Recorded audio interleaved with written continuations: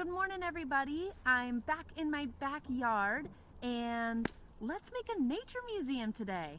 I have tons of cool nature mysteries and just special things that I found out in nature that I'd love to turn into a nature museum. But first, let's sing our good morning song. Get those singing voices ready. Everybody ready? Good morning, dear earth. Good morning, dear sun. Good morning, dear resting stone, and the beasts on the run. Good morning, dear flowers, and the birds in the trees. Good morning to you, and good morning to me. That was beautiful. Oh, I love that song so much. But let's make a nature museum today. If you're anything like me, you love collecting cool things from nature, nature mysteries, special items that you find. I usually bring a brown paper bag with me on my nature walks because this holds up really well even in snow, and it's great to put all your special nature items in, but could also use some pockets. I usually have rocks and things in my pockets. I totally get if you also have rocks in your pockets. It's a good way to be. And for a nature museum, really all you need to do is go out and collect some nature. But it's so important when you're making a nature museum to be safe, kind, and gentle in the way that you collect. So we never want to collect more than what we're going to use for our nature museum, which should not be a lot. I usually share the 10% rule. So if there's 10 beautiful daisies growing in a field and I want them for my nature collection, I can only pick one. We want to make sure we're leaving plenty of that plant for others to enjoy, for animals to eat, and for that plant to be part of its ecosystem. Another important thing to do is ask permission. It might seem a little silly, and those daisies are not going to say, "Oh yeah, Melissa, it's okay if you collect me, I don't mind." But you'll hear a response in your heart. So ask plants permission before you collect them, even if it's just lichen that fell off of a tree. Ask permission and you'll feel it in your heart. It's good if the plant says no, because that means you're really listening. So once you've gone out and you've collected your nature materials in a safe, kind, and gentle way, you can start curating your nature museum, putting it all together. So I collected some baskets, a little paper box that I made, an Altoids tin. I love Altoids. I got tons of Altoid tins around. Whatever container you have is perfect for your nature museum.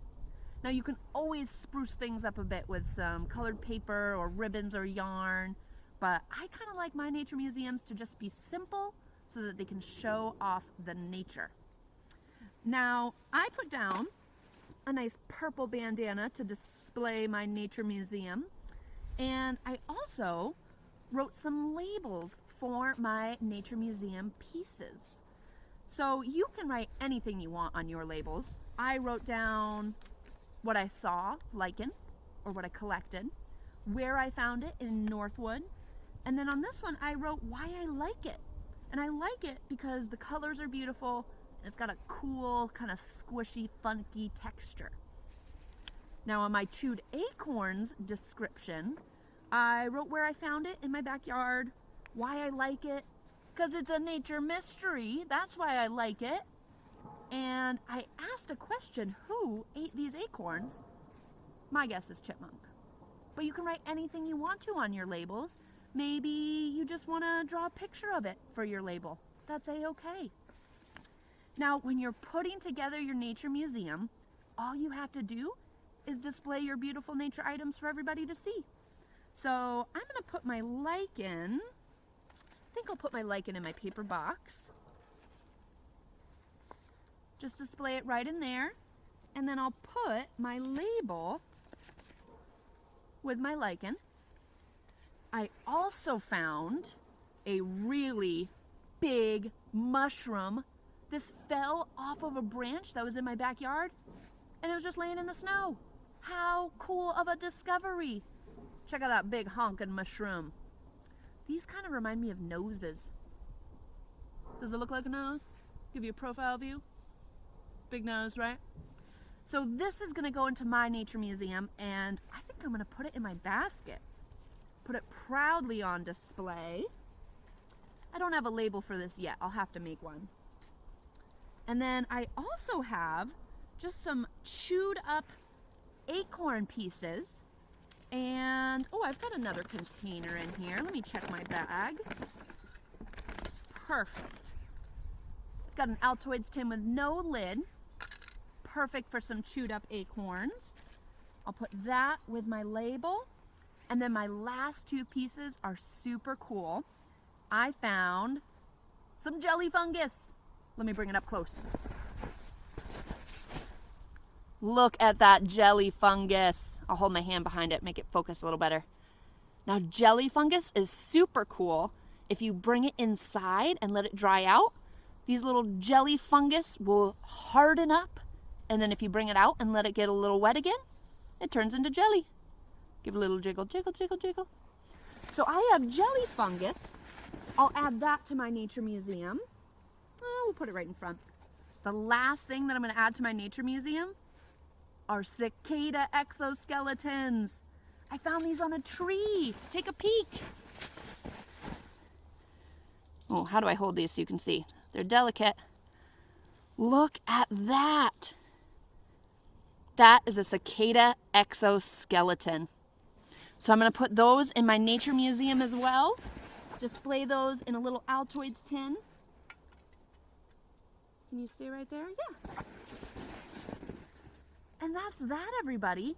I'm going to make labels for my jelly fungus, my mushroom, and my cicadas. And then that is my nature museum on display. What's cool about this is you can add to it every day.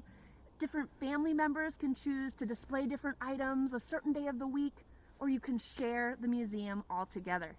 So go out on a nature walk, collect some cool items, but remember to be safe, kind, and gentle, and then make a nature museum for your own house.